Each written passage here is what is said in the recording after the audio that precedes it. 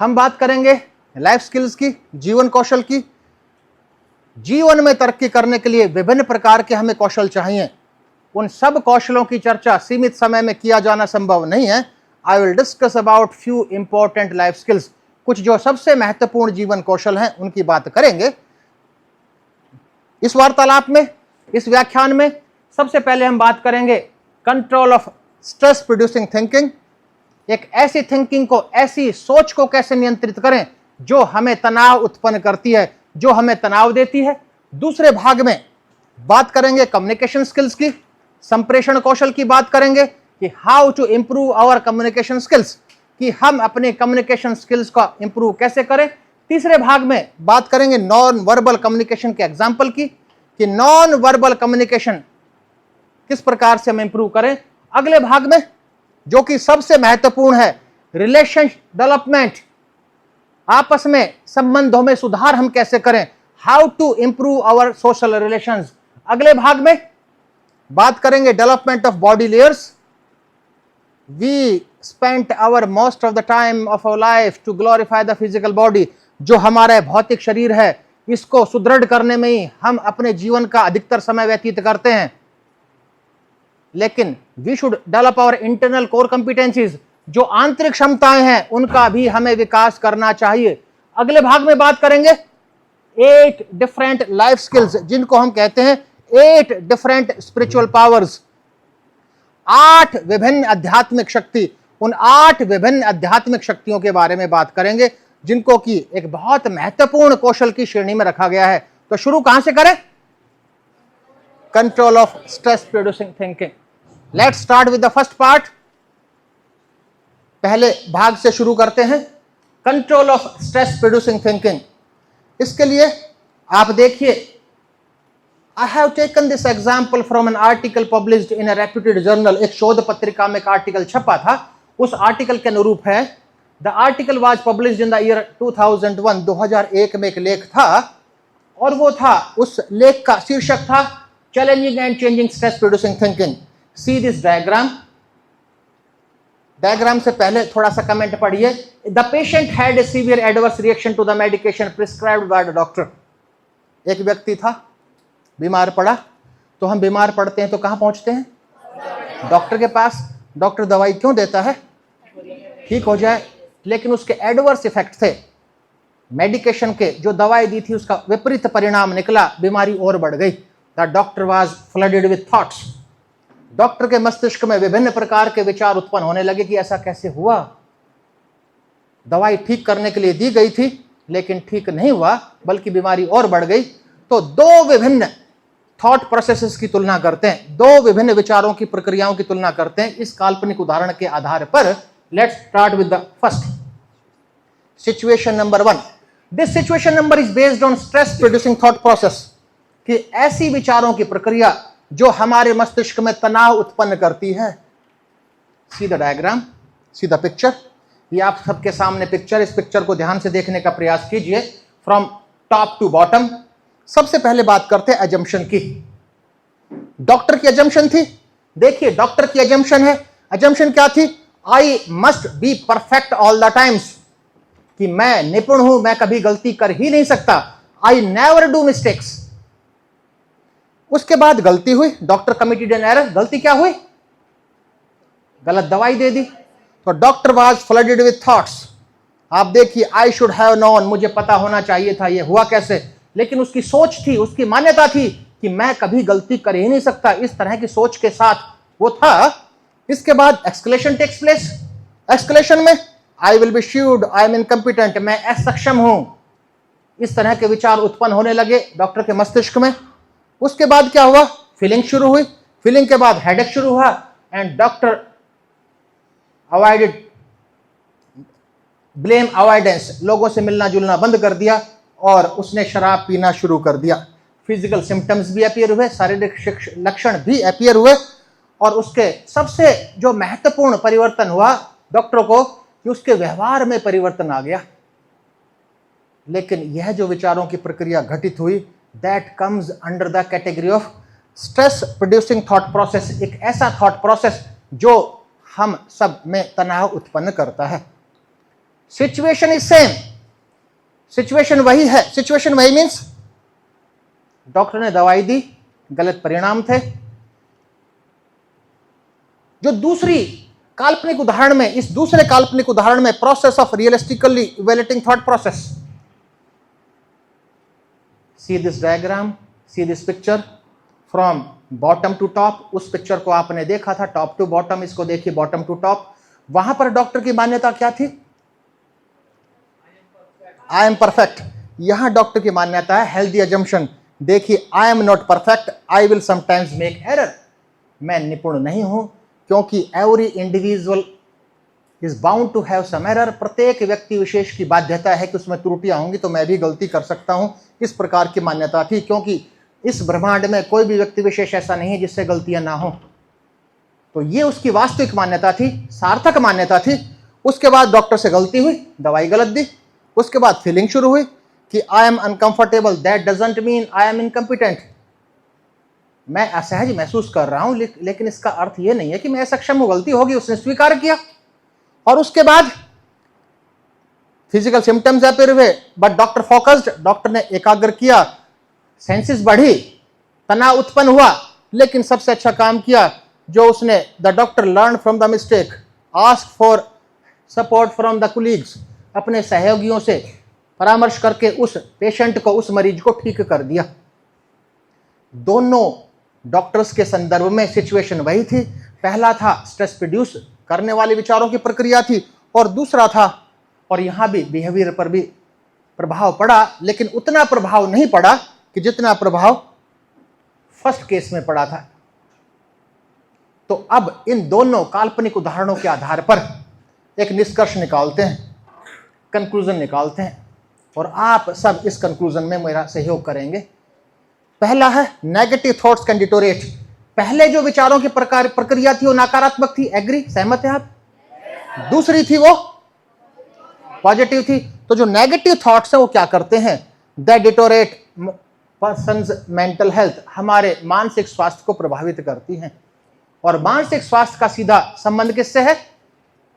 तनाव से, डिप्रेशन से, स्ट्रेस से, अवसाद से। केवल मेंटल हेल्थ को प्रभावित नहीं करती है, that also effect physical health, हमारे शारीरिक स्वास्थ्य को भी प्रभावित करते हैं।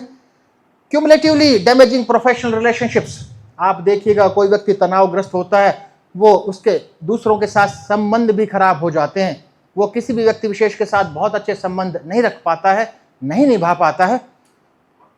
केवल प्रोफेशनल रिलेशनशिप्स नहीं, केवल व्यावसायिक संबंध ही नहीं, पर्सनल रिलेशंस, व्यक्तिगत संबंध भी प्रभावित होते हैं। व्यक्तिगत संबंध दोस्तों के बीच हो सकता है, पेरेंट चिल्ड्रन के बीच में हो सकता है, अभिभावकों के साथ हो सकता है, भाई बहन के साथ हो सकता है। और डिसीजन मेकिंग ऑल्सो इफेक्ट्स, एक निर्णय लेने की क्षमता भी प्रभावित होती है। जो व्यक्ति नेगेटिव थॉट प्रोसेस रखता है, जिसकी विचारों की प्रक्रिया नकारात्मक होती है, वो व्यक्ति विशेष अपने जीवन में अच्छे निर्णय ले ही नहीं सकता। अगला बिहेवियर, और उसके व्यवहार पर भी परिवर्तन आता है। व्यवहार चिड़चिड़ा रहेगा, हमेशा एग्रेसिव रहेगा। तो ये था। तो how to control our thought process, हम अपने थॉट प्रोसेस को कैसे बदलें, कैसे उसका परिवर्तन करें। उसके लिए बेस्ट मेथोडोलॉजीज, सबसे अच्छी प्रक्रिया है जीवन में योग का अभ्यास, योग में भी ध्यान का अभ्यास। You will be agree with my statement, आप सब विद्यार्थी मेरे एक बात से सहमत होंगे, in the field of yoga there is no standardization. दुनिया भर के प्रगाढ़ विद्वान विदुषी समय समय पर पैदा हुए हैं, उन्होंने अपने व्यक्तिगत विचार योग के क्षेत्र में उड़ेल दिए हैं, लेकिन I am talking on the basis of standardized literature. जो मैं आप सब के समक्ष बात कर रहा हूं वो स्तरीय साहित्य के आधार पर है। और उस स्तरीय साहित्य में एक है जो योग के प्रगाढ़ विद्वान का दिया हुआ। योग का नाम सुनते किस प्रगाढ़ विद्वान का नाम आप सबके सामने आता है? महर्षि पतंजलि का। रामदेव जी तो अभी के हैं। महर्षि पतंजलि का, Maharishi Patanjali considered as a father of yoga. उन्होंने योग को वैज्ञानिक आधार प्रदान किया। तो महर्षि पतंजलि ने एक श्लोक के माध्यम से योग सूत्र में योगस्य चित्तवृत्ति निरोध है, हम देखिए, जो पहली लाइफ स्किल की, पहले जीवन कौशल की बात कर रहे हैं, how to stop the wandering mind, how to eliminate stress, तनाव मुक्त अपने आप को कैसे बने, यही था ना हमारा मुद्दा। और हमने दो काल्पनिक उदाहरणों के साथ, दो परिकल्पनापूर्ण उदाहरणों के साथ जाना। एक नेगेटिव थॉट प्रोसेस था, एक पॉजिटिव थॉट प्रोसेस था। तो पॉजिटिव थॉट प्रोसेस, एक सकारात्मक विचारों की प्रक्रिया कैसे घटित होगी, वो निर्भर करता है हमारे अभ्यासों पर। और उन सब अभ्यासों में से एक सरलतम अभ्यास है योग का अभ्यास। और योग में भी किसका? ध्यान का, मेडिटेशन का। तो योग से चित्त वृत्ति निरोध है कि चित्त की वृत्तियों को नियंत्रित कर देना ही योग है। चित्त की वृत्तियों को नियंत्रित कर देना ही योग है। आप देखिए cessation, cessation means to stop. Cessation का अर्थ होता है रोकना। किसको रोकना है? थॉट वेव्स, विचारों की लहरों को। और योग की भाषा में विचारों की लहरों को कहा जाता है वृत्तिज। Cessation of the thought waves of the mind stuff. The question arises, from where these thought waves originates. ये थॉट वेव्स उपजती कहां से हैं? These thought waves originates from the mind stuff. Computer में सब कुछ स्टोर कहां पर रहता है? हार्ड डिस्क में, मानते हैं ना? जो एंटायरिटी है कंप्यूटर की, everything is stored in the hard disk. Similar to that computer, our चित्त, our entirety of our mind is known as mind stuff. We can compare with the hard disk of a computer. जो भी stored है, जो भी हम कुछ करते हैं, everything is stored in the depth of our unconscious mind. वो अचेतन मन की गहराई में stored है, होता है। हमें नहीं पता क्या stored है, लेकिन है। आपको याद कीजिए, कभी कभी याद आता है कि हाँ ऐसा इंसिडेंट हुआ था। हमेशा हम रिकॉल करने का प्रयास करें तो हमेशा हम रिकॉल नहीं कर पाते। मानते हैं उस बात को? तो cessation of the thought waves of mind stuff. Mind stuff को और गहराई से बात करें, that is known as the entirety of our mind, that is noticeable everywhere. That is a small drop of the cosmic mind that enters in our body and we are alive. कि ब्रह्मांडीय चेतना की वो drop जिसने की व्यक्तिगत रूप धारण किया, शरीर में प्रवेश किया, वो है हमारा माइंड स्टफ। जो कि आगे चलते दूसरे एक कौशल की बात की। एक कौशल क्या था? Stress management. कुल मिलाकर यदि हम एक संक्षिप्त में बताना चाहें तो क्या कहेंगे उसको? Stress manage, how to manage stress. It is very essential. We are living in this modern knowledge era. इस ज्ञान के आधुनिक युग में हम रह रहे हैं, और instead of taking stress, we should adopt the practices which are helpful to retrench our weaknesses, and our one weakness is stress. दूसरी, आप ही ने कहा था, शुरू में चर्चा हुई थी, एक सबसे महत्वपूर्ण विद्यार्थियों के लिए जो लाइफ स्किल है, सबसे महत्वपूर्ण कौशल वो ये भी है, कम्युनिकेशन स्किल्स। हम हिंदी में कहते हैं संप्रेषण कौशल। इस संप्रेषण कौशल में भी एक विद्यार्थी ने कहा था कि सर, इस संप्रेषण कौशल में बड़ा अच्छा उसने हमें सुझाव दिया था कि लिसनिंग स्किल्स। और मैं बता चुका हूं कि it is very easy to become a good speaker, but it is very difficult to become a good listener. एक अच्छा वक्ता बनना बड़ा आसान है, लेकिन एक श्रोता, सुनने वाला बनना बड़ा मुश्किल है। तो एक अच्छा श्रोता कैसे बने, इस कम्युनिकेशन स्किल के पार्ट में ही, इस भाग में उसकी चर्चा भी करेंगे। तो शुरू करते हैं पहले something important about the communication skills. संप्रेषण कौशल के संदर्भ में कुछ महत्वपूर्ण बातें। उन बातों में से how much time you can hear continuously and attentively. मैं ये प्रश्न पूछ सकता हूं, पूछ चुका हूं आपसे। कितनी देर तक? 15-20 मिनट, 14-15-20 मिनट तक सुन सकते हैं। उसके बाद ग्रहणशीलता कम होती है, और एक ऐसा समय भी आता है जिसमें ग्रहणशीलता zero. That is known as rejecting time. एक अच्छा वक्ता वही है who can delay the rejecting time. इतनी बात। अब एक और आप कहेंगे सर, बड़ा एक कैसा ही सिल्ली सा क्वेश्चन, कैसा भी व्यंग्यात्मक प्रश्न आप पूछ रहे हैं कि फ्रॉम वेयर वी हियर। हम सुनते कहां से? कानों से। लेकिन हम सब जानते कि we hear from our ears. लेकिन यहां सुनने से मतलब है ग्रहण करना। जो आप दूसरा आप तक पहुंचाना चाह रहा है वो ठीक प्रकार से आप तक पहुंच रहा है, नहीं पहुंच रहा, तो हम कानों से नहीं। More than 50% we get from our eyes. आप एग्जाम्पल ले लीजिए, आप दो भी दोस्त खड़े हो जाइए, एक बैक टू बैक, एक का फेस उधर कर दीजिए, एक का फेस उधर कर दीजिए और बात करना शुरू कीजिए। क्या वार्तालाप, जो ग्रहणशीलता आपकी ठीक होगी? संभव नहीं है ना, जब तक कि आई टू आई कांटेक्ट नहीं होगा। तो ये हम भ्रम में हैं कि we grasp from our ears. No, हमारी जो ग्रहणशीलता है कानों की तुलना में अधिक निर्भर किस पर करती है? आंखों पर। ठीक, आगे चलते हैं। अब कहानी शुरू करते। कम्युनिकेशन सिंपल सी परिभाषा है। कम्युनिकेशन की अवधारणा को, कम्युनिकेशन के अर्थ को जानने का प्रयास करते हैं। Communication skills are the ability to use language and express information. कुल मिलाकर एक लाइन में कहें, भाषा का उपयोग और सूचना की अभिव्यक्ति, किसी ना किसी भाषा का उपयोग करके जो सूचना उसकी हम अभिव्यक्ति करती हैं, जिसको कि दूसरा व्यक्ति ग्रहण करता है, वो कहलाता है कम्युनिकेशन स्किल्स, वो कहलाता है संप्रेषण कौशल। इसमें दो शब्द है, receptive and expressive. The keywords are, दो मुख्य शब्द है, वन इज रिसेप्टिव ग्रहणशीलता और दूसरा शब्द है एक्सप्रेसिव मींस अभिव्यक्ति। तो कुल मिलाकर दोनों शब्दों पर निर्भर करता है। ओनली देयर आर टू की पॉइंट्स, ग्रहणशीलता और अभिव्यक्ति। अकेली ग्रहणशीलता हो वो भी आपकी कम्युनिकेशन स्किल्स को अच्छा नहीं बना सकता। अकेली अभिव्यक्ति हो और ग्रहणशीलता ना हो तो भी आपकी कम्युनिकेशन स्किल्स अच्छी नहीं होती। Both keywords play vital role. दोनों ही शब्द बहुत महत्वपूर्ण भूमिका निभाते हैं, ग्रहणशीलता एंड अभिव्यक्ति। अभिव्यक्ति किसकी? सूचना की, इंफॉर्मेशन की। एक्सप्रेशन ऑफ द इंफॉर्मेशन, सूचना की अभिव्यक्ति। आगे चलते हैं।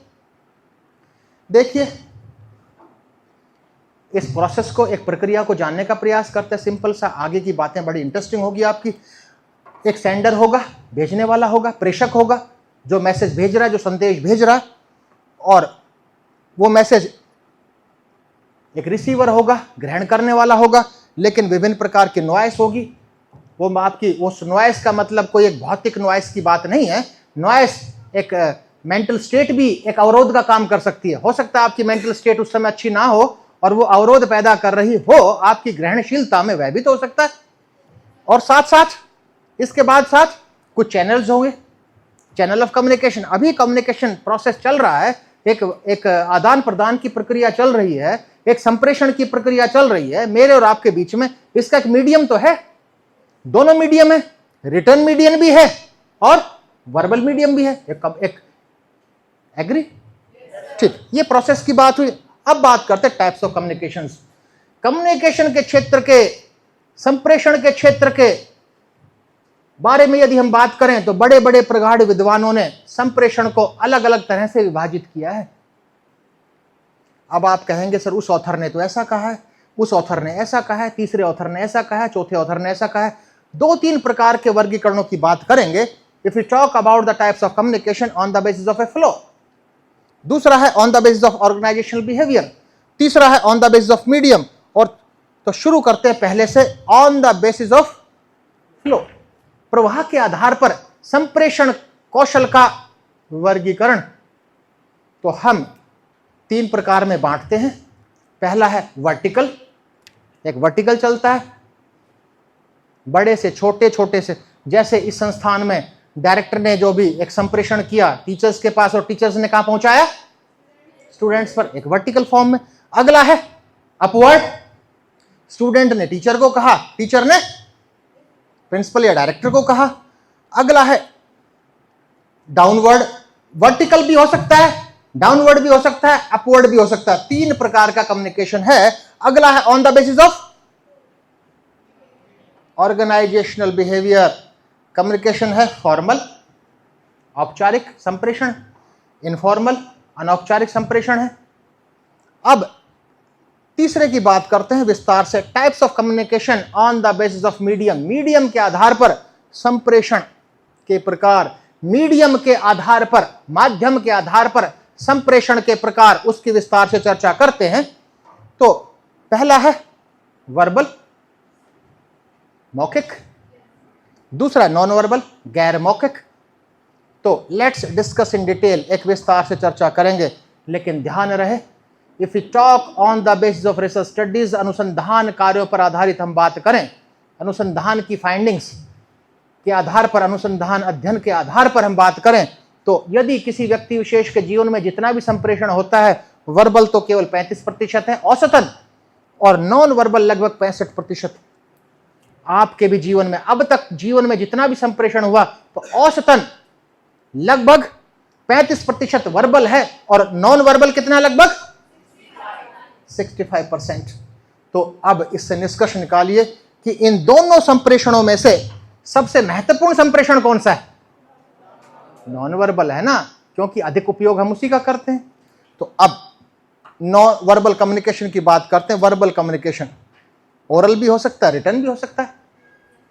You are mature enough to understand, आप सब इतना ज्ञान और विवेक रखते हैं कि ओरल कैसे है और जो रिटर्न कैसे घटित होता है, लेकिन जो दूसरा है उसकी विस्तार से बात करेंगे। और दूसरा वर्ग, दूसरी कैटेगरी कौन सी है? Non verbal. Non verbal communication की विस्तार से बात करते हैं। Non verbal communication we can classify into 5 sub types. इसके 5 उप प्रकार हैं। नॉन वर्बल कम्युनिकेशन के 5 उप प्रकार हैं। अब प्रश्न उठा कि 5 उप प्रकार कौन कौन से हैं? सबसे पहले है किनेसिस, जिसको कि हम कहते हैं बॉडी लैंग्वेज और बॉडी मूवमेंट्स। बॉडी मूवमेंट्स के माध्यम से या बॉडी लैंग्वेज के माध्यम से हम कुछ अभिव्यक्ति करते हैं। दूसरा है प्रॉक्सिमिक्स, जो कि पर्सनल स्पेस एंड डिस्टेंस के आधार पर है। तीसरा है time language, meaning attached with the time. अगला है पैरा लैंग्वेज, मीन्स लाइक और सिमिलर लाइक लैंग्वेज। और अगला है physical contacts. Let's discuss one by one, एक के बाद एक की चर्चा करते हैं। कहां से शुरू करें? Kinesis, body language. Body language के माध्यम से, बॉडी लैंग्वेज में क्या हो सकता है, कैसे, किसके माध्यम से? फेशियल एक्सप्रेशंस हो सकते हैं। फेस, आपका फेस कम्युनिकेट कर देगा कि आप स्ट्रेस में हैं, खुश हैं, दुखी हैं। फेस बताता है ना, वो भी तो कम्युनिकेशन है। आप संदेश छोड़ रहे हो दूसरे के लिए, हैप्पीनेस में हैं आप या एंगर में हैं। अगला है eye movements. Eye movements means आपकी आंखें बता देंगी कि आप फियर में हो या सरप्राइज में हो या कॉन्फिडेंस है या नहीं है। जेस्चर्स, अब जेस्चर्स है, I will talk in detail about the gestures. कुछ जेस्चर्स में पिक्चर के माध्यम से मैं आप सबको दिखाऊंगा। हेड मूवमेंट्स, हेड मूवमेंट्स, आप एग्री हैं या डिसएग्री हैं, इस तरह के मैसेज हम देते हैं। सामान्य सी बात है, कोई नई बात नहीं हम सबके लिए। अगला है body shape and posture, body types. आपकी बॉडी की शेप और पोस्चर एक मैसेज देती है। अगला है फिजिकल अपीयरेंस, ड्रेस और ज्वेलरी, आप किस कलर के कपड़े पहनते हैं, किस प्रकार की ज्वेलरी पहनते हैं, वो भी एक संदेश देती है दूसरे को, आपके इंटरेस्ट को बताती है। ये तो था किनेसिस, बॉडी लैंग्वेज। दूसरा कौन सा है? Personal space and time. Space के आधार पर, अगर इसके आधार पर हम विभिन्न भागों में वर्गीकृत करें, इंटीमेट स्पेस, पहला स्पेस कहलाता है इंटीमेट स्पेस। हर व्यक्ति, हम सब अपने इंटीमेट स्पेस में हर व्यक्ति विशेष को एंटर नहीं करने देते, ध्यान रहे। इंटीमेट स्पेस मींस जब हम 6 से 18 इंच तक या 18 इंच से कम रहकर बात करें, या तो ब्रदर सिस्टर्स इतने नजदीक बात करते हैं, वो इंटीमेट स्पेस कहलाता है। पेरेंट्स के साथ हम बात करते हैं, हस्बैंड वाइफ बात करते थे नजदीक, वो कहलाता है इंटीमेट स्पेस। आप देखिए नेचुरली, अगर कोई आपके बहुत नजदीक आने लगेगा तो आप एक कदम पीछे हटेंगे, इट्स नेचुरल। लेकिन कोई इंटीमेट स्पेस, आपके फादर या मदर नजदीक आएंगे तो आप स्टेप बैक नहीं करेंगे। तो ये इंटीमेट स्पेस था। अगला है पर्सनल स्पेस। यदि हम 18 से 48 इंच के लगभग लगभग रहकर बात करते हैं, वो कहलाता है पर्सनल स्पेस। पर्सनल स्पेस में हम किससे बात करते हैं? इंटीमेट स्पेस की तो बात होगी। पर्सनल एक स्पेस में हम बात करते हैं कि आपके कुलीग्स हैं जिनको पहले से जानते हैं। अनजान व्यक्ति को तो आप इसमें पर्सनल स्पेस में भी एंटर नहीं करने देंगे, अनजान व्यक्ति को। अगला है सोशल स्पेस। रेलवे प्लेटफॉर्म पर हैं, किसी से आपने पूछा है गाड़ी कहां जाएगी, आप किस स्पेस में हैं? सोशल स्पेस में। तो हमें पता होना चाहिए कि इंटीमेट स्पेस में कहां वार्तालाप होता है, पर्सनल स्पेस में कहां बात होता है, सोशल स्पेस में कहां। और अगला है पब्लिक स्पेस। नेता जो भी बात करते हैं वोटर्स से, एक एग्जाम्पल है, सटीक एग्जाम्पल है, they interact in public space. अब बात करते time language, meaning attached with the time. Example, message by the punctuality. छोटा सा एग्जाम्पल, आप मान लो नौकरी लग गए, नौकरी लगने के बाद आप सुबह सुबह 10 बजे आपका ऑफिस को आरंभ होता है और आप पहुंच गए प्रिंसिपल के पास, सर मुझे छुट्टी चाहिए। वो बड़ा एक गुस्सा होंगे, क्योंकि आप मैसेज गए कि आप, इसका मतलब आप सिंसियर नहीं है, और वहीं आप पूरे दिन काम करके वही बात छुट्टी की शाम को करते, उसका संदेश कुछ अलग जाता। हर समय प्रत्येक संदेश एक प्रकार का संदेश नहीं छोड़ता है। जो meaning attached with the time is different in different instances. अगला क्या है? Para language, like, similar like language, tone of the voice. मैं कहूं बच्ची बैठी है, चुप रहो, और मैं कहूं चुप रहो, अंतर है ना, मैसेज में अंतर है।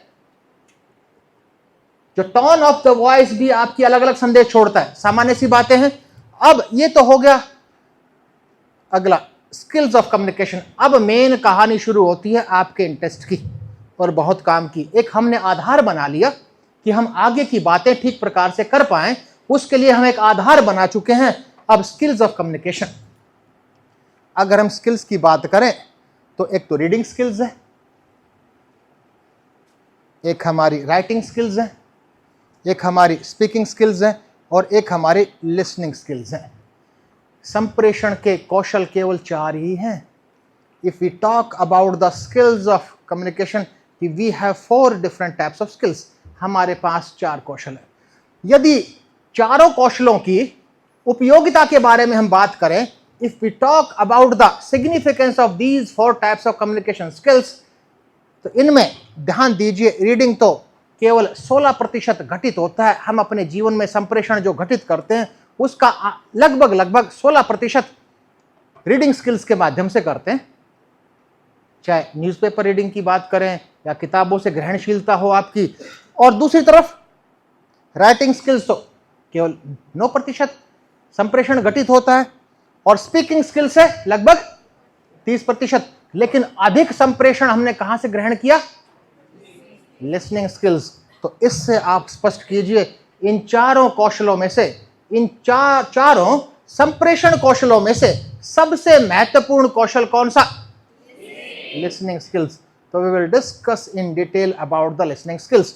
इसलिए लिसनिंग स्किल्स के बारे में विस्तार से चर्चा करते हैं।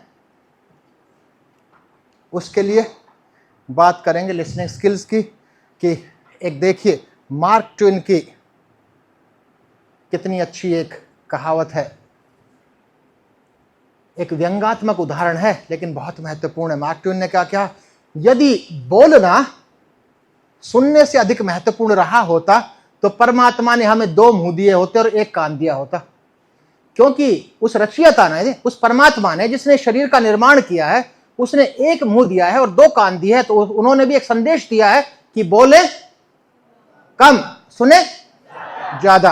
यह है ना, एक है व्यंग्यात्मक एग्जाम्पल, लेकिन यह व्यंग्यात्मक एग्जाम्पल बड़ा सटीक एग्जाम्पल है। अगली बात करते हैं, listening skills are most important. हम सब ने मिलकर अभी एक निष्कर्ष निकाला हमने कि लिसनिंग स्किल्स बहुत महत्वपूर्ण है। तो एक अच्छे लिसनर कैसे बने उसकी बात करें कि how to become a good listener. एक अच्छा संप्रेषण ग्रहण कैसे कर, हमारी ग्रहणशीलता सुनने की, ग्रहण करने की कैसे बढ़े, उसकी बात करेंगे। उसके लिए थोड़ा जानना पड़ेगा हमें 4 लेवल्स ऑफ लिसनिंग को। आज मैं स्पीकर हूं, आप लिसनर्स हैं। हो सकता है किसी प्लेटफॉर्म पर कल आप स्पीकर हो और मैं लिसनर हूं, हो सकता है ना, पॉसिबिलिटी है, ये तो संभावना है। तो आज के दिन ये है, आप सब लिसनर्स हैं, तो आपकी लेवल्स ऑफ लिसनिंग इन 4 में से किसी ना किसी का होगा। पहला, नॉन लिसनिंग। हो सकता है कुछ ऐसे भी विद्यार्थी हों जो इस दशा में, इस स्टेट में, इस लेवल में, इस स्तर में हो, नॉन लिसनिंग बोल रहा है, कोई बात नहीं, कहीं और ध्यान होगा, मन कहीं और होगा, ऐसा भी तो हो सकता है। दूसरी दशा हो सकती है एक्टिव लिसनर्स, जो एक्टिवली जागरूकता के साथ सुन रहे हो। और तीसरी श्रेणी है पार्शियल लिसनिंग, मार्जिनल लिसनिंग, आंशिक रूप से ध्यान घर भी है, ध्यान इधर भी है, आंशिक रूप से हम ग्रहण करते हैं। कितने लेवल्स की बात की, कितने स्तरों की बात की? 3।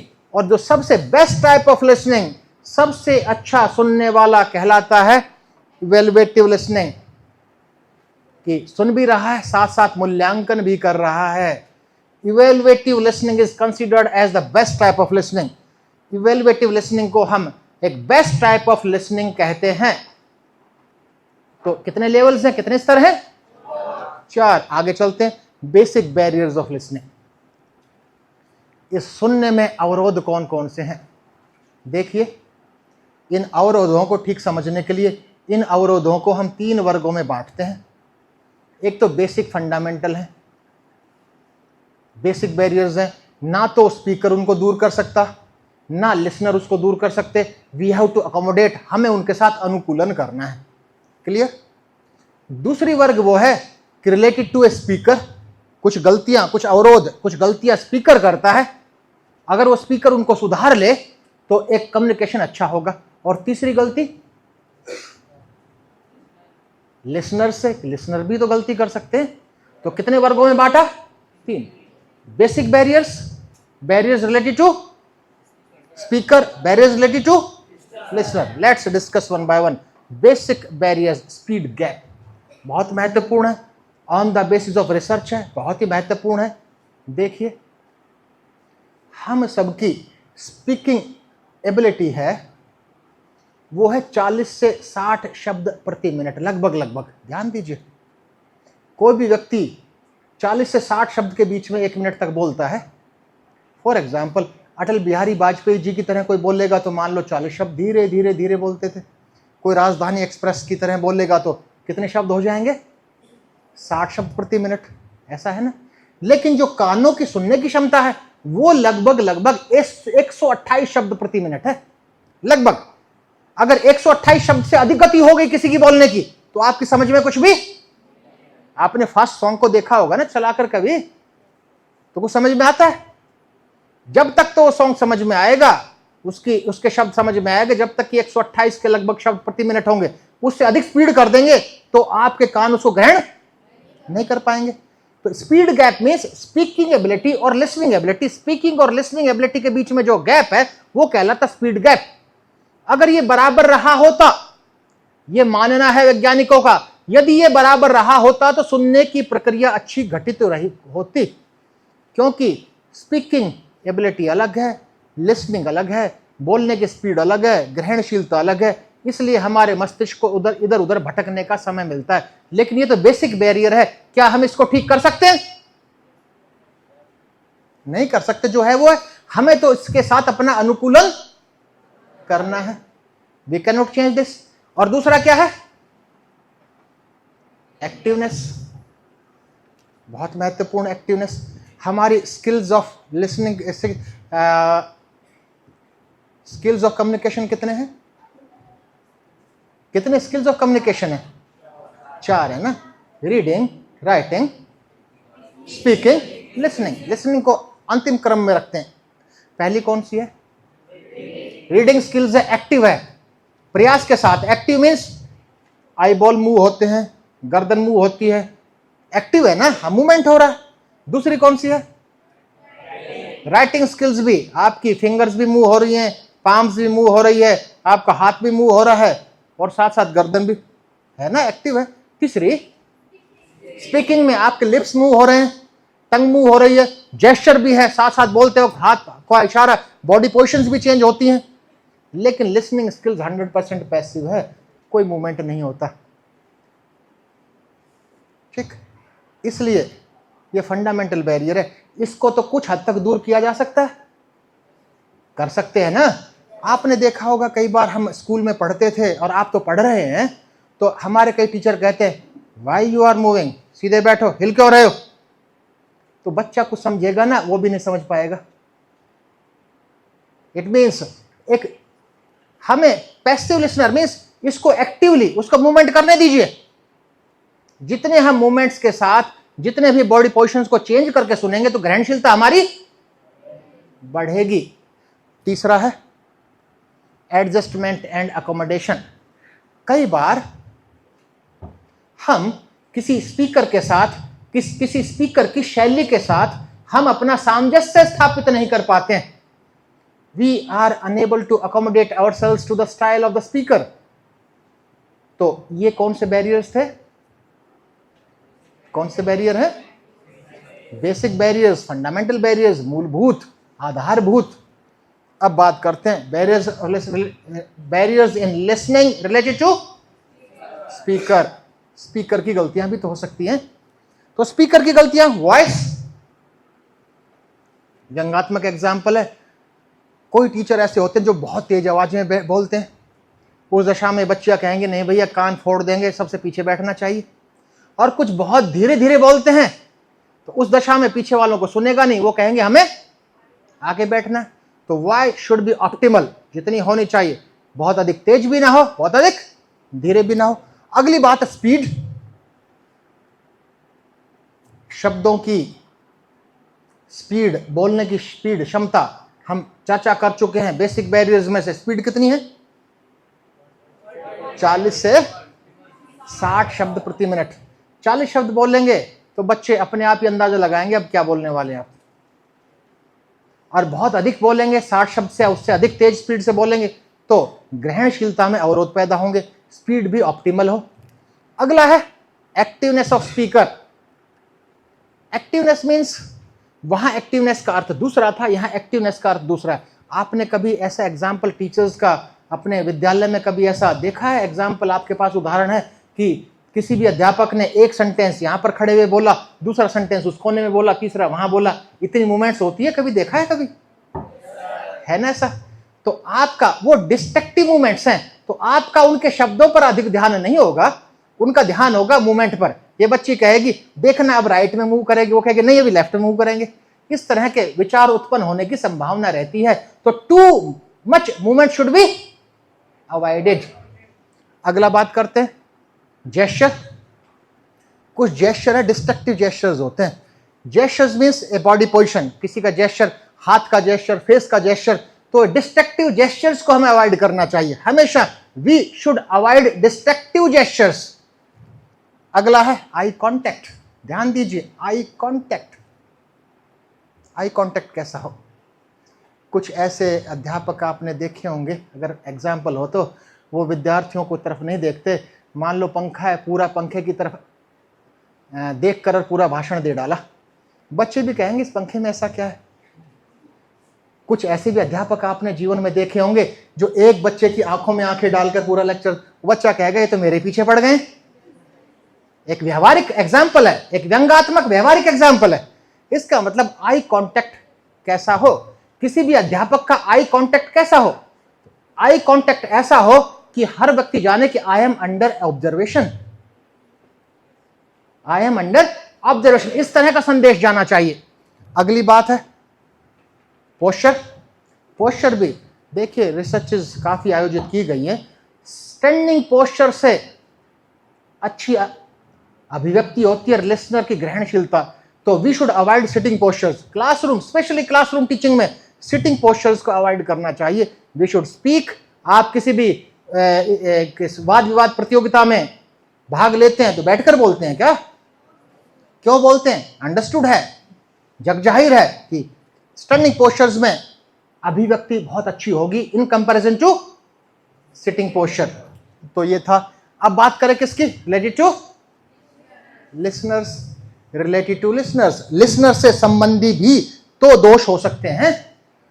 कैसे? रिजेक्टिंग टाइम, बात हो चुकी है कि ग्रहणशीलता कंटिन्यूअसली और अटेंटिवली केवल 14-15 मिनट तक है। उसके बाद ग्रहणशीलता कम होती है और एक ऐसा समय भी आता है जब ग्रहणशीलता 0, that is known as rejecting time. तो हो सकता है आप में से कोई पहला लेक्चर होगा, बड़ा ध्यान से सुनेंगे और शाम होते होते आपकी ग्रहणशीलता हो सकता है आप में से 50% कहां प्रवेश कर जाए? Rejecting time. रिजेक्टिंग टाइम में समझा पाना बहुत मुश्किल है। अगला है रिजेक्टिंग स्पीकर। बड़ा इंपॉर्टेंट पॉइंट है, साइकोलॉजिकल पॉइंट है, मनोवैज्ञानिक बिंदु है। कभी आपके जीवन में ऐसा आपको अनुभव मिला है कि कोई स्पीकर है, बोलने वाला है, एंटर किया और आपने कहा कि इससे नहीं सुनना, उसकी शक्ल आपको अच्छी नहीं लगी? कभी ऐसा अनुभव हुआ है? होता है ना कि without any cause we reject the speaker. This is a psychological cause. अगला है रिजेक्टिंग सब्जेक्ट। देखिए यह भी जग जाहिर है, हर विषय में हर विद्यार्थी का इंटरेस्ट नहीं रहता। हर विद्यार्थी के जीवन में कोई ना कोई विषय रिजेक्टिंग सब्जेक्ट की श्रेणी में है। किसी को मैथमेटिक्स बड़ा अच्छा लगता है, तो मैथमेटिक्स का कोई भी कुछ बात होगी तो बड़ा आसानी से सुनेगा, रुचि के साथ सुनेगा। और जिसने अपने जीवन में मैथमेटिक्स को रिजेक्टिंग सब्जेक्ट की श्रेणी में रख दिया एक बार, तो वो कितना भी अच्छा वक्ता है उसको ध्यानपूर्वक नहीं सुन। हर व्यक्ति विशेष के जीवन में कोई ना कोई विषय रिजेक्टिंग सब्जेक्ट की श्रेणी में है।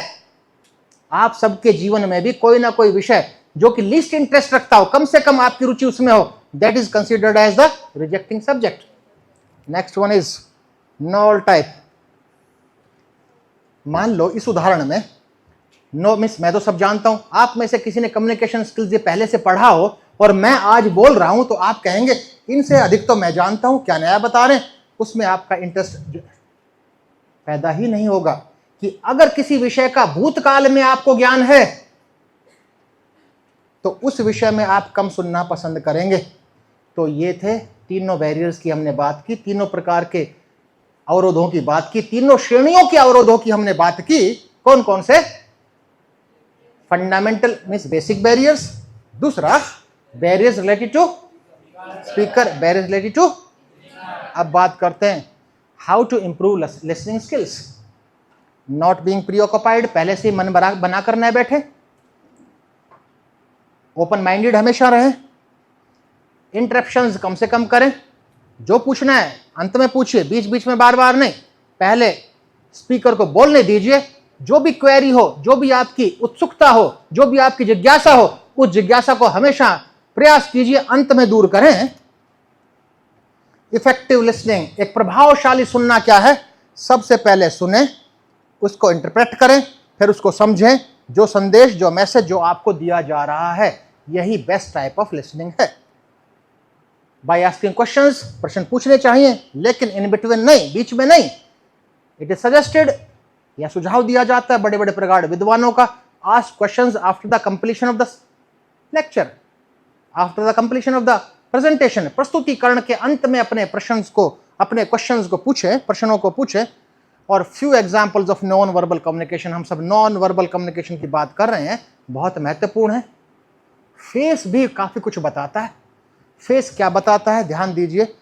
फेस टाइप 1, इस प्रकार का फेस, यह किस प्रकार का मैसेज छोड़ेगा?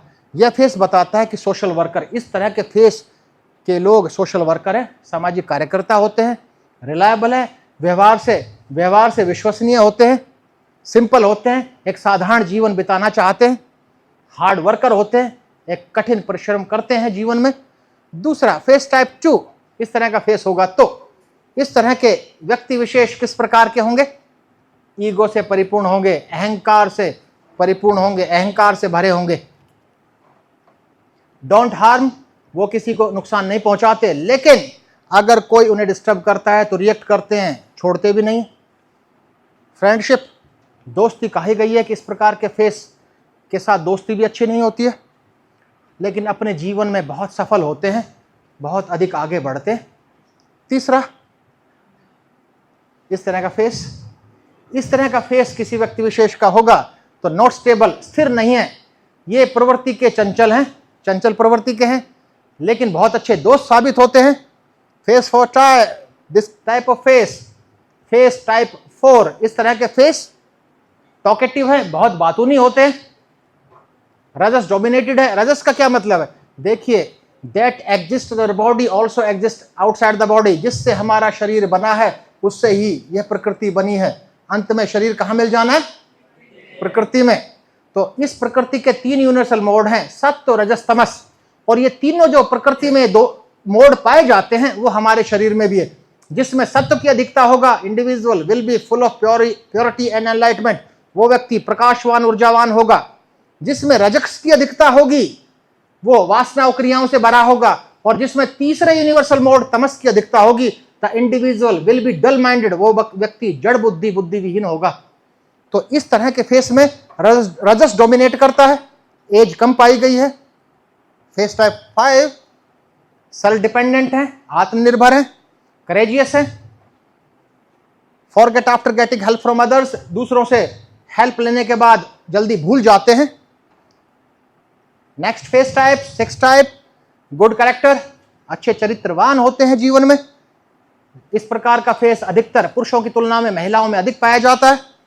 फियरलेस होते हैं, निर्भीक होते हैं, और वो कम समय में सही समय पर अपने कार्य को पूरा करते हैं। लेकिन ध्यान दीजिए, कितने फेस टाइप की बात की हमने, लेकिन पूर्णतः किसी का भी बहुत कम है, पूर्णतः फेस रिजेंबल किसी का नहीं होता। We have mix type of face, 2 या 3 प्रकार के गुणों के साथ हमारे फेस का एक निर्मित है। हो सकता है कि फर्स्ट थर्ड का हो कॉम्बिनेशन, फर्स्ट सेकंड का हो, थर्ड फोर्थ का हो, किसी प्रकार का कॉम्बिनेशन होता है। On the basis of that we can decide any personality. इसके आधार पर ही हम किसी व्यक्तित्व का निर्धारण कर सकते हैं। अब अगली बात, हैंडशेक टाइप 1। हैंडशेक बहुत महत्वपूर्ण है। हैंडशेक क्या क्या दिख रहा है आपको? एक तरफ एक हाथ बढ़ाया है, दूसरी तरफ, तो इसका मतलब है कि ये वे ऑफ गिविंग रेस्पेक्ट। यदि आपको रेस्पेक्ट देगा तो कोई भी 2 हाथ बढ़ाएगा। क्लियर, सामान्य सी बात है ना। लेकिन ध्यान रहे, but adverse in case of new one. कोई जानता है दोनों हाथ बढ़ा रहा है, वो आपको रेस्पेक्ट दे रहा है, आदर कर रहा है, लेकिन कोई अनजान है, पहली बार आपसे मिल रहा है और दोनों हाथों से मिल रहा है, इट मीन्स आपको बेवकूफ बना रहा है, संभावना है। अगला हैंडशेक टाइप 2। क्या क्या देखने को मिला? हाथ मिलाया, सिंगल हैंड है, और हैंड मिलाने के बाद हाथ को ऊपर कर दिया, आपके हाथ को ऊपर की तरफ टर्न कर दिया। इट मीन्स ही और she is giving more respect to you, more importance to you. अपने आप नेचुरल है।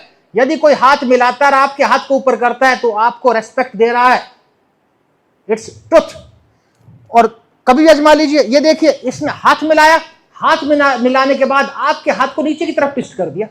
बहुत मिलेंगे ऐसे आपको, साथी बहुत मिलेंगे। इसका मतलब वो डोमिनेट कर रहा है, वो अपने सामने समझ रहा है कि आपको कुछ भी नहीं समझ रहा। It's truth. तो बराबर का दर्जा, अपने से ऊपर का दर्जा, अपने से नीचे समझना, इस प्रकार का आप जज कर सकते हैं बाय हैंडशेक। हैंडशेक देखिए, कई बार हाथ पकड़ा, ऐसा लग रहा है जैसे चूहा पकड़ लिया, और नरम सा हाथ, बिल्कुल चूहे जैसा हाथ होगा ना। लेकिन इसके बारे में कंट्राडिक्टरी हैं, विरोधाभासी फाइंडिंग्स हैं। अलग अलग ऑथर्स ने अलग अलग तरह की बातें की हैं। पहली तो कहा है कि वीक है, कि ये व्यक्तित्व में बड़े वीक होते हैं, लेकिन दूसरी तरफ यह है कि बड़े बड़े दिग्गज, अच्छे सर्जन, डॉक्टर्स बहुत टॉप, एक म्यूजिशियन टॉप, उनके हाथ भी तो ऐसे ही होते हैं। आगे बात करते हैं हैंडशेक टाइप 4। देखिए क्या क्या दिख रहा है आपको? देखिए, हाथ मिलाया, एक ने अपने हाथ को सीधा रखा है और एक ने अपने हाथ को एल्बो को बेंड किया। ध्यान दीजिए, गौर कीजिए। इसका मतलब है जो हाथ को, अगर वो आपके नजदीक आना बात करना चाह रहा होगा तो अपने आप एल्बो बैंड होगी, और अगर एल्बो बैंड नहीं होगी तो वो आपसे डिस्टेंस मेंटेन करना चाह रहा है। वास्तव में वो मिला बात नहीं करना चाहता, लेकिन बस ओनली डूइंग फॉर्मेलिटी, केवल औपचारिकता पूरी कर रहा है या कर रही है। वन इज इग्नोरिंग और another showing closeness. Next type, सामान्य सी बात है, हाथ मिलाने के बाद अगर कंधे पर हाथ जाता है, वो इंटीमेसी। ये देखिए हैंडशेक टाइप 6, कि हाथ मिलाते वक्त इतना तेज दबाता है कि उंगलियां ही टूट जाएं, ऐसी संभावना भी रहती है। उस दशा में डोमिनेंस। अगला है, ये देखिए, बहुत अच्छा मैसेज है। आप में से कुछ विद्यार्थी इस पोस्चर में बैठे होंगे। देखिए, इंडेक्स फिंगर है, चिन पर है, और थंब है, चिन पर है, और ये चीक पर है, और बैठे हैं। It seems you are attentive, कि बहुत ध्यानपूर्वक सुन रहे हैं। नहीं, इस तरह के पोस्चर के बारे में रिसर्चेस हैं कि आप बेवकूफ बना रहे हैं, ध्यान से नहीं सुन रहे हैं। लगता है कई बार कि विद्यार्थी कोशिश करता है कि मैं बड़ा ध्यान से सुन रहा हूं, लेकिन एक्चुअली वो ग्रहणशीलता नहीं है। नमस्कार टाइप, देखिए बहुत महत्वपूर्ण नमस्कार। ये नमस्कार है एक गिविंग रेस्पेक्ट, हाथ दोनों मिले, बड़ी अच्छी बात है। नमस्कार करते वक्त आगे झुके, giving more respect, full respect. और देखिए इसमें सेम लेडी है, नमस्कार करते वक्त हल्का सा पीछे झुकी, इट मीन्स अवॉइडिंग, अपने आप ही नेचुरल है। नेक्स्ट वन इज नमस्कार, this is full of ego.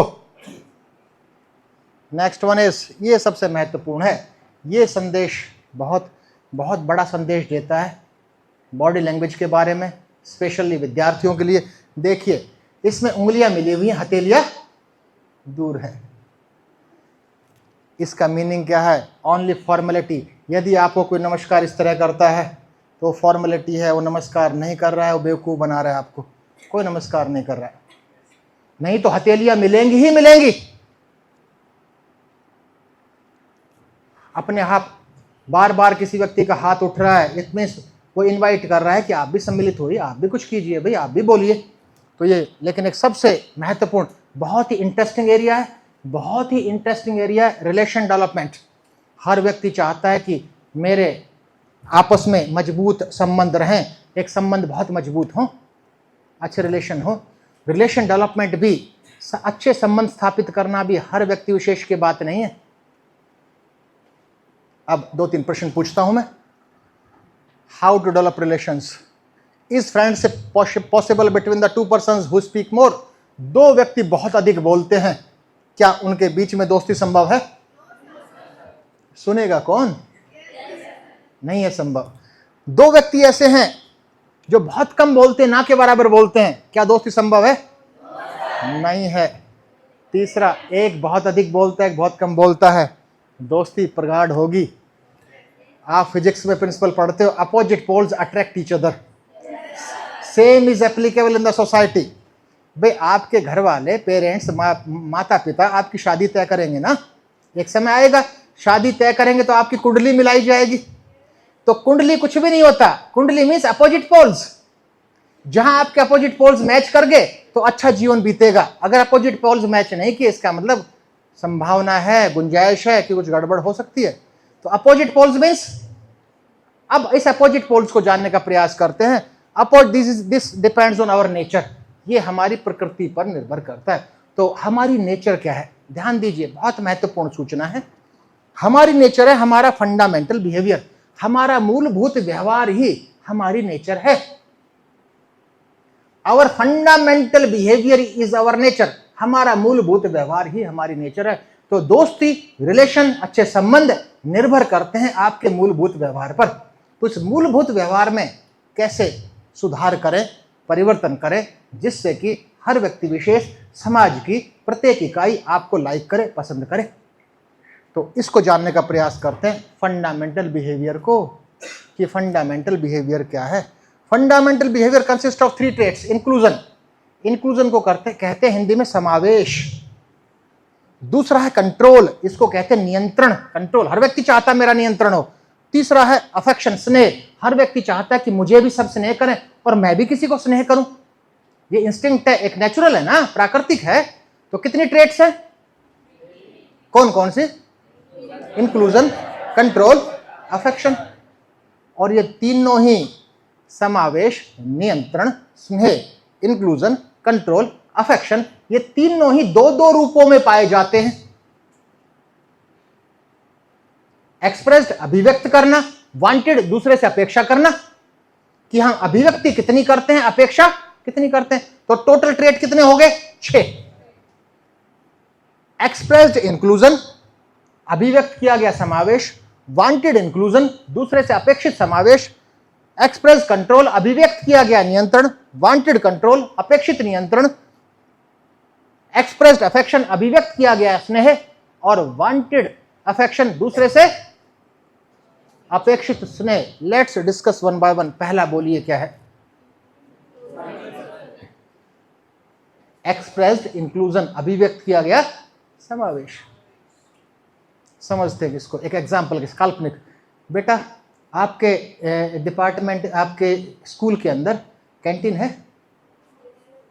कुछ खरीदने के लिए छोटी मोटी कैंटीन है।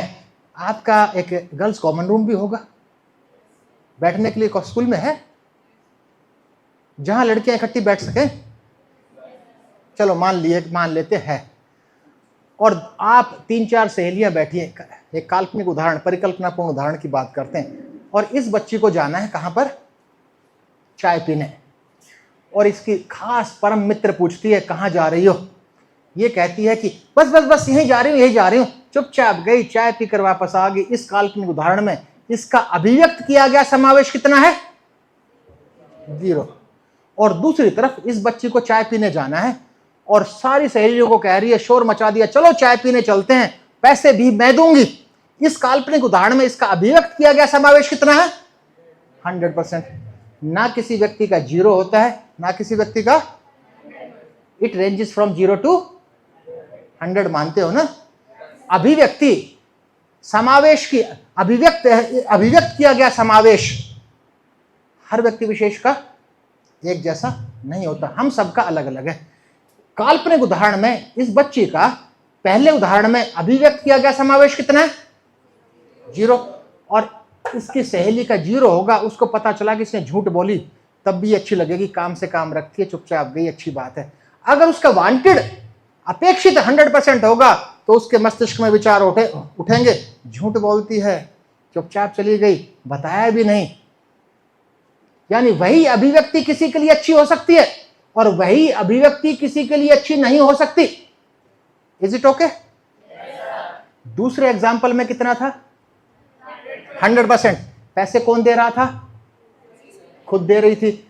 सहेली की अगर वांटेड 0 है, पैसे भी वो दे रही है, लेकिन क्योंकि वांटेड 0 है, उसका वांटेड समावेश 0% है, उसके पैसे देना भी अच्छा नहीं लगेगा। वो कहेगी, उस कैसे विचार उत्पन्न होंगे?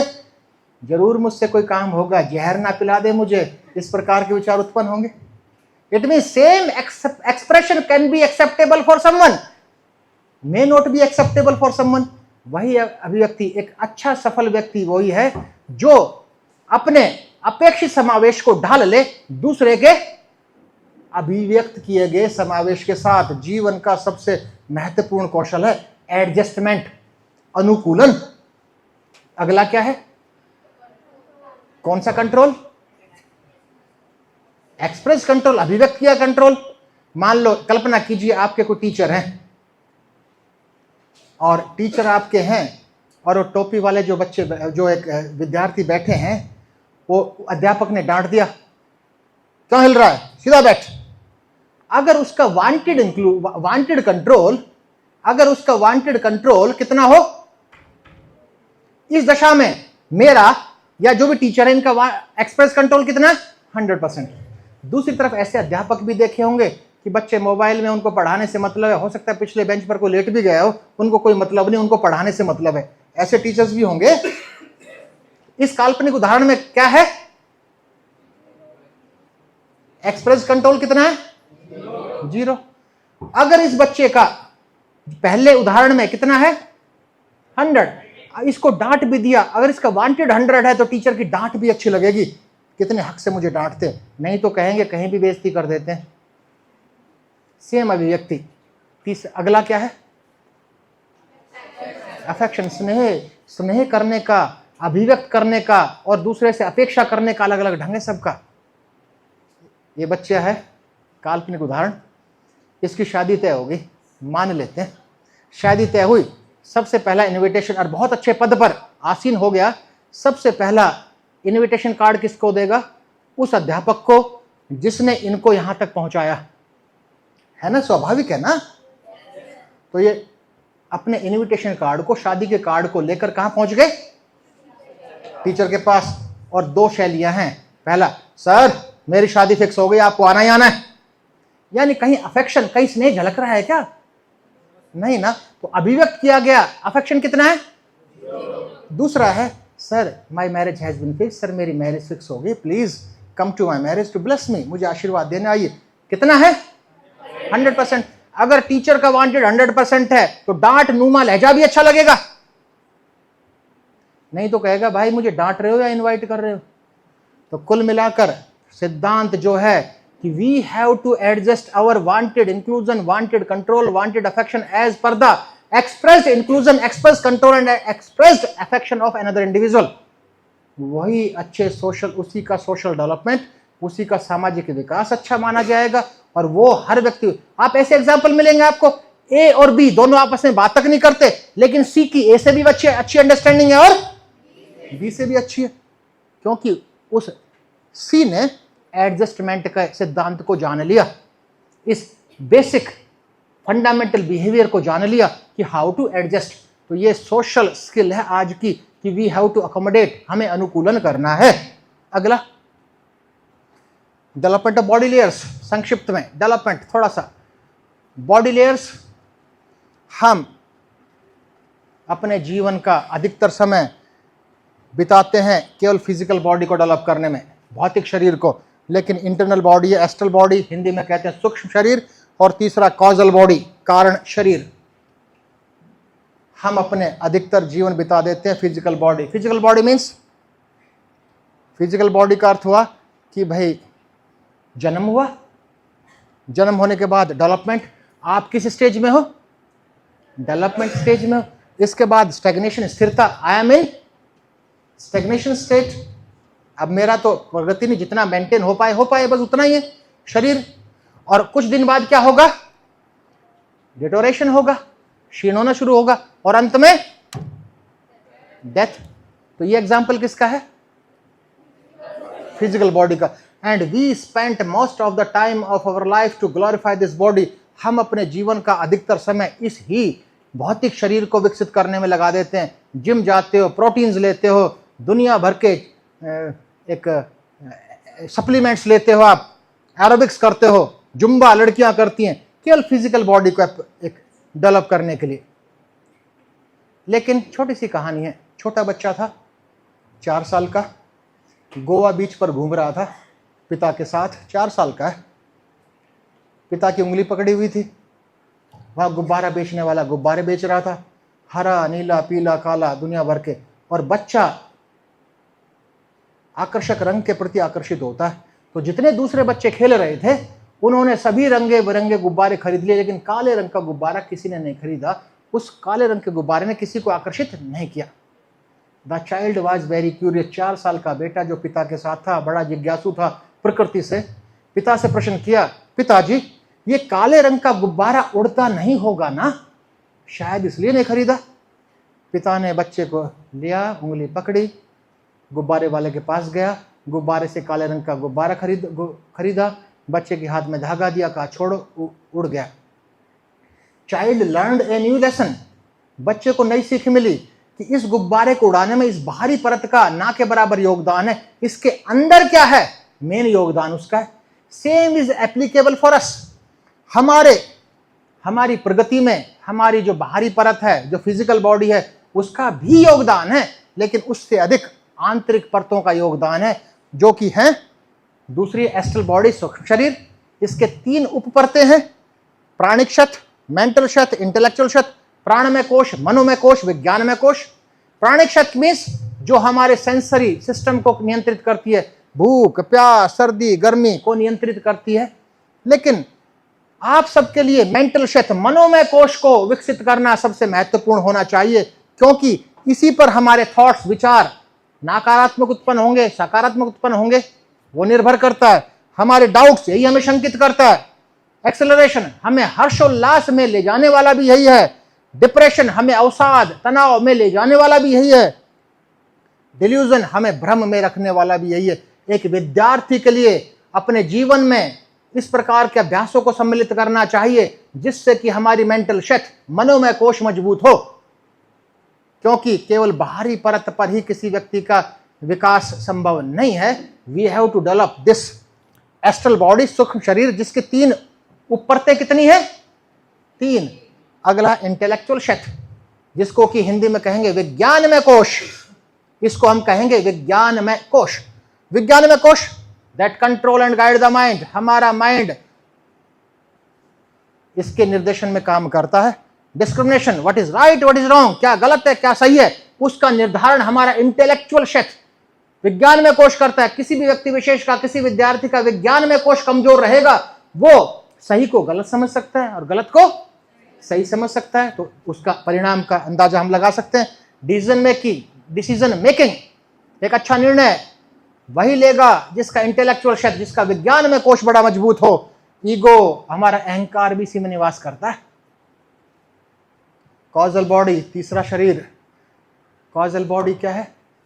कारण शरीर, it is a seed body. आपने सुना होगा जैसे बीज बोओगे वैसा ही तो पाओगे। बबूल के बीज बोए हैं तो चंदन की अपेक्षा कैसे करें, सामान्य सी बात है। तो ब्लूप्रिंट ऑफ ए प्लांट, जो भी हम कर्म करते हैं, ध्यान दीजिए, we should every student should keep in और his entirety of her mind, अपने मस्तिष्क में पूर्णतः बैठा लें। जो हम कर्म करते हैं अच्छे बुरे जैसे भी, वो बीज का काम करते हैं और वो स्टोर्ड है हमारे चित्त में, माइंड स्टफ में और अचेतन मन की गहराई में। तो बीज है तो कुछ ना कुछ तो उससे निकलेगा। और ये these control the formation and growth of other two bodies. और हमारे दो जो बॉडी है, दो बॉडी मीन्स पिछली दो कौन कौन सी, फिजिकल बॉडी, एस्ट्रल बॉडी, भौतिक शरीर, सूक्ष्म शरीर। और सूक्ष्म शरीर की कितनी परतें थी, 3, प्राणिक क्षेत्र, मेंटल क्षेत्र, इंटेलेक्चुअल क्षेत्र। प्राण में कोश, मनो में कोश, विज्ञान में कोश। ये लास्ट पार्ट मेरे प्रेजेंटेशन का, प्रस्तुतिकरण का, आखिरी 5 मिनट आपके साथ, अंतिम 5 मिनट। स्पिरिचुअल पावर्स की हमने बात की थी, जिसको एक शब्द में क्या कहा था हमने, अष्टशक्ति। बेटा हमने बात की थी अष्टशक्ति, 8 स्पिरिचुअल पावर्स।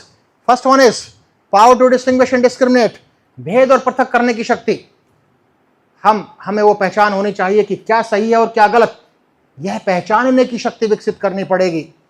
यदि रेगुलर मेडिटेशन करेंगे तो यह शक्ति विकसित होती है।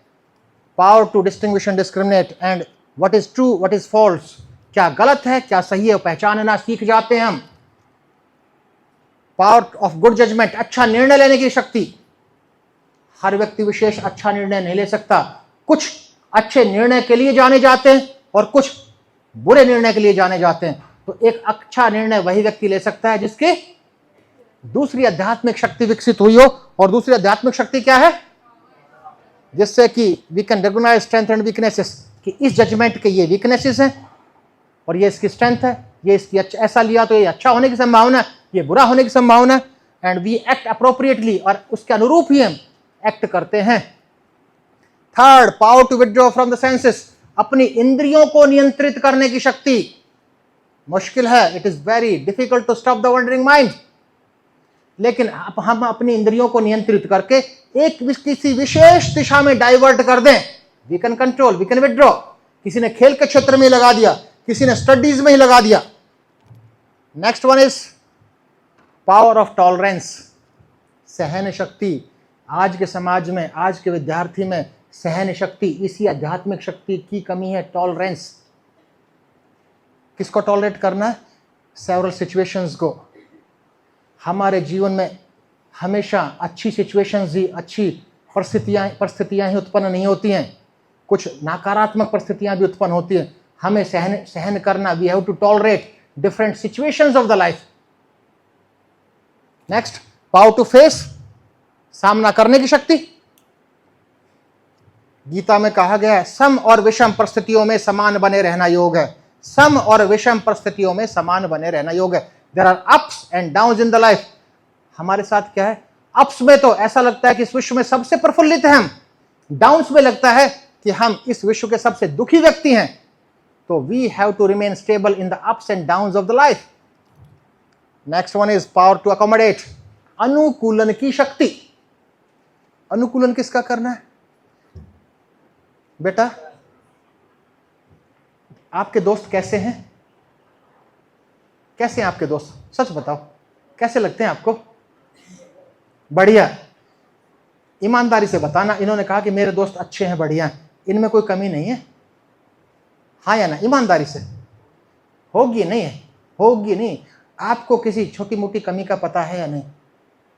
कुछ तो होगा। ईमानदारी से बात करते, क्योंकि हमें समझना है इस कंसेप्ट को। कोई वो नहीं है। हाँ, किसी एक क्लासमेट का नाम अज्यूम कर लीजिए, वो कैसे हैं, अच्छे बताए, उनमें कमी है, ठीक। It means every individual is bound to have some error.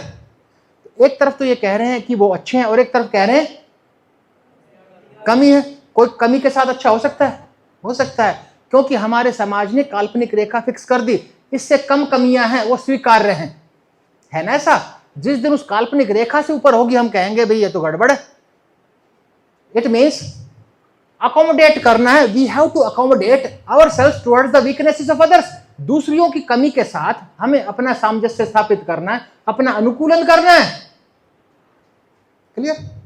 जिससे कि adjust to the weaknesses of others and their limitations. हर व्यक्ति की सीमाएं होती हैं, हर व्यक्ति की कोई ना कोई वीकनेस, कमजोरियां भी होती हैं, उनके साथ अपना सामंजस्य हमें स्थापित करना होगा, हमें अनुकूलन करना होगा। Like a ocean that accommodate river, शांति से समुद्र। एक काल्पनिक उदाहरण है, एक नदी को स्वीकार करता है। Accommodate others calmly with good wishes and without resistance. Seventh power, power to pack up our forces and reactions. अपनी शक्ति और प्रतिक्रिया को रोकने की शक्ति। आपका वो न्यूटन का तीसरा लॉ क्या है? To each and every action there will be equal and opposite reaction. इसने रिएक्ट किया, उसने रिएक्ट किया। ये फिजिक्स का प्रिंसिपल सामाजिक दृष्टिकोण से, सामाजिक परिदृश्य में लागू नहीं है। We have to stop our reactions. React नहीं करना चाहिए हमें, एक ऐसी शक्ति जिससे रिएक्ट ना करें। Next one is power of cooperation, सहयोग की शक्ति। सहयोग की, great task is easy to accomplish. आपने कछुए और खरगोश की कहानी सुनी है? उसकी एक्सटेंशन, उसका विस्तारण भी सुना है? हैं? कितनी दौड़ हुई थी? 3, 2, 3 कितने? पहले एक रेस हुई, पहली कछुए और खरगोश की। कौन जीता? कछुआ जीत गया। एक थीम स्थापित हुआ, slow and steady wins the race. धीरे और स्थिर चलने वाला हमेशा जीतता है। नहीं जीतता। बाबा आदम के जमाने की बात है। You are living in the competitive world. इस प्रतियोगितात्मक युग में रह रहे हो। तो पहली दौड़ में हारा कौन? खरगोश। उसकी इंसल्ट हुई, बेइज्जती हुई। उसने कहा gentleman there will be one more race, एक दौड़ और होगी। और तैयार हो गया कौन? कछुआ। खरगोश को तो होना ही था, वो तो हार चुका था, वो तो करने को तैयार था। तैयार कौन हो गया? कछुआ। और दूसरी दौड़ में जो खरगोश की कमियां थी दूर की, तो जो पुराना थीम था slow and steady wins the race, धीरे और स्थिर चलने वाला जीतता है, उसका स्थान लिया। Fast and consistent always beat slow and steady. तेज और स्थिर चलने वाला हमेशा धीरे और स्थिर चलने वाले को हराएगा। लेकिन हम तो स्पिरिचुअल पावर की बात कर रहे हैं। कहानी को वहां तक विस्तारित करेंगे जहां ये message they power of cooperation की, सहयोग की शक्ति की। कितनी दौड़ हुई? दूसरी में कौन जीता? इंसल्ट किसकी हुई? कछुए की। कछुए ने कहा जेंटलमैन तीसरी दौड़ भी और होगी। अब फिर और कॉन्फिडेंस आ गया किसको? खरगोश को। उसने कहा ठीक है, लेकिन चालाकी की कछुए ने, the route will be according to me, रास्ता मैं बताऊंगा। उसने कहा किसी भी रास्ते को ले लो। खरगोश ने कहा, उसने ऐसा चयन किया कि रास्ते में नदी पड़ती थी, तो कछुआ नदी पार करके जल्दी आ गया और वो सरफेस को पुल पार करके देर में आया, जीत गया कछुआ। तो दो theme, slow and steady wins the race, धीरे और स्थिर चलने वाला जीतता, उसका स्थान लिया था। Fast and consistent always beat slow and steady, तेज और स्थिर चलने वाला हमेशा धीरे और स्थिर चलने वाले को हराता है, इसका स्थान तीसरे थीम ने लिया। तीसरी दौड़ के निष्कर्ष के आधार पर first identify your core competencies, then change the play field that suits your core competencies. पहले अपनी आंतरिक क्षमताओं को पहचानिए, उसके अनुरूप अपने प्रतियोगिता के क्षेत्र का निर्धारण कीजिए। हाथी को ताकतवर है, हाथी को पेड़ पर चढ़ने की क्षमता से आकलन नहीं कर सकते उसका। अगर उसका हम बंदर के साथ कंपैरिजन करें कि भाई पेड़ पर कौन जल्दी चढ़ेगा, बंदर चढ़ गया, हाथी हार गया, ऐसा नहीं कहा जा सकता। एक एलिफेंट की अपनी को आंतरिक क्षमता है, मंकी की अपनी आंतरिक क्षमता है। तो हर व्यक्ति, इट इज बिलीव्ड कि every individual is born with the core competency, प्रत्येक व्यक्ति विशेष आंतरिक क्षमता के साथ पैदा हुआ है। कितनी दौड़ हुई? 3 थीम स्थापित हुए। तीसरे में कौन हारा? खरगोश। उसने कहा gentleman there will be one more race, एक दौड़ और होगी। तैयार हो गए दोनों, बोथ डिस्कस्ड। दोनों ने चर्चा की कि आपके अंदर आंतरिक क्षमता है, पानी में साए से जाते हो, मेरे अंदर आंतरिक क्षमता है, सरफेस पर तेज दौड़ता हूं। हम अपने प्रदर्शन से अच्छा करें, एक दूसरे को हराएं क्यों? पानी में मैं आपके ऊपर बैठता हूं, सरफेस में आप मेरे ऊपर बैठिए।